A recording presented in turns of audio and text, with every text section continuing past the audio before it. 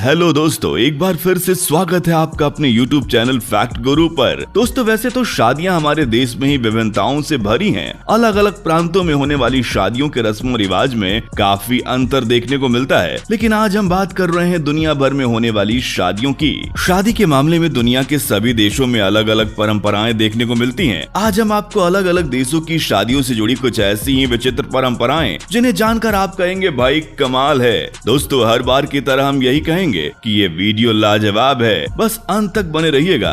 तो चलिए शुरू करते हैं। दोस्तों, शादी के बाद सुहाग रात को दूल्हा और दुल्हन एक साथ सोते हैं। दोनों के लिए ये रात काफी खास होती है। खैर, ये बात हम सभी जानते हैं, लेकिन आप ये नहीं जानते होंगे कि अफ्रीका के कुछ हिस्सों में जब किसी लड़के लड़की की शादी होती है तो लड़की की माँ पहली रात दूल्हा दुल्हन के साथ साथ ही सोती है। जी हाँ, दरअसल अफ्रीका के कुछ इलाकों में मानना है कि पहली रात दूल्हा और दुल्हन आपस में तालमेल नहीं बिठा पाते और न ही दोनों एक दूसरे को ज्यादा समझ पाते हैं, जिसकी वजह से पहली रात ही इनमें झगड़ा हो सकता है। यही वजह है कि विवाहित जोड़े में कोई झगड़ा ना हो और उनमें आपस में तालमेल बैठ जाए, उसके लिए दुल्हन की माँ दुल्हन के साथ ही सोती है। अब दुल्हन की माँ को कौन समझाए कि तालमेल तो आपके मौजूद होने से बिगड़ता है। खैर, इस अजीब रिवाज के चलते दूल्हे को एक रात और इंतजार करना पड़ जाता है।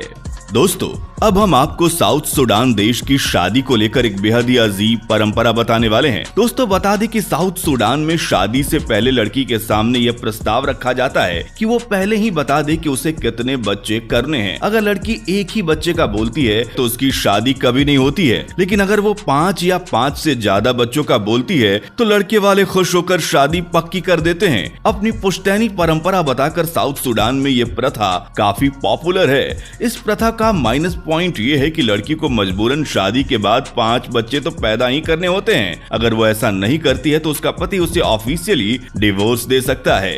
दोस्तों, अगली अजीब रस्म है फीजी की। फीजी समाज में शादी की कुछ रस्म ही अलग है। इसमें लड़के वालों को दुल्हन के पिता को व्हेल या शार्क मछली का दांत देना पड़ता है। ये इस बात का प्रतीक होता है कि लड़के वाले संपन्न घर के हैं और लड़की को खुश रखेंगे। ये परंपरा आज भी फीजी में ताबुआ के नाम से प्रचलित है। खैर, ये हमारी समझ से तो पूरी तरह से बाहर है कि लड़की की खुशी का मछली के दांत से आखिर क्या संबंध हो सकता है।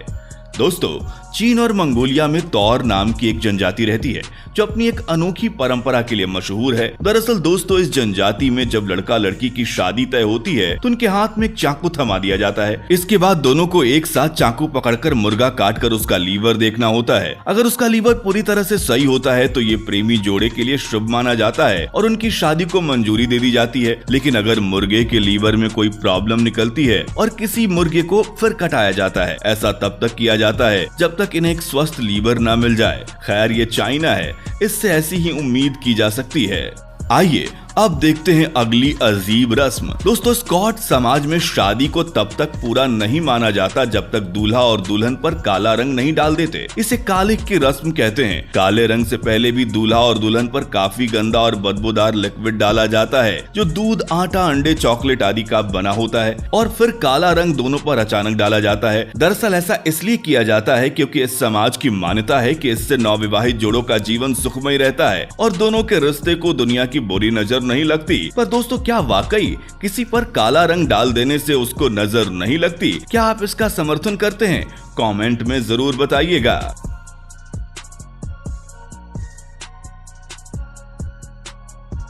दोस्तों, अब हम आपको बोर्निया देश की एक ऐसी अजीब परंपरा के बारे में बताने वाले हैं जिसको जानने के बाद आप हैरत में पड़ जाएंगे। बोर्निया देश में टिडोम कम्युनिटी के लोग रहते हैं। एक तरह से पूरा बोर्निया देश ही इन्हीं का है जो मलेशिया और इंडोनेशिया दोनों का हिस्सा है। यहाँ के लोग नवविवाहित जोड़ों को शादी के बाद 3 दिनों तक एक कमरे में बंद कर देते हैं। इस कमरे में ना तो कोई वॉश बेसिन होता है और ना ही कोई टॉयलेट। पूरे 3 दिन बाद ही कमरे को खोला जाता है। न्यूली मैरिड कपल इस बंद कमरे में 3 दिनों तक वो तो करता ही है जो शादी के बाद हर कोई करता है, लेकिन इसके अलावा इस बंद कमरे में यह न्यूली कपल वो भी करता है जो एक इंसान रोजमर्रा की जिंदगी में करता है। अब आप अंदाजा लगा लीजिए कि नवविवाहित जोड़ों को कितनी मुसीबतों से गुजरना पड़ता होगा।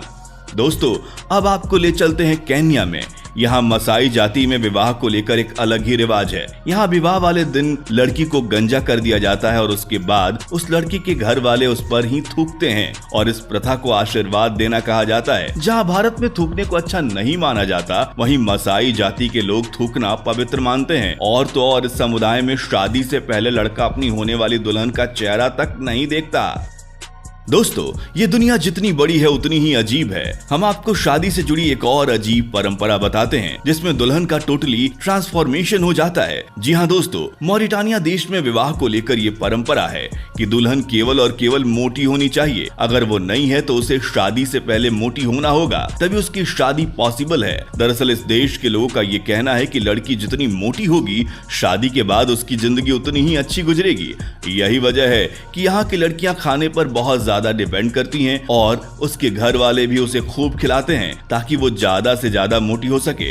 यहाँ फिटनेस का कोई सवाल ही नहीं है। हैरान करने वाली बात यह है कि यहाँ के लड़कों को भी इस रिवाज से कोई एतराज नहीं है। यहाँ के लड़के भी शादी से पहले ये डिमांड रख देते हैं कि लड़की भले ही पढ़ी लिखी ना हो लेकिन मोटी जरूर होनी चाहिए। दोस्तों, आपको ये रिवाज कैसा लगा? क्या आप इस देश का हिस्सा बनना चाहेंगे?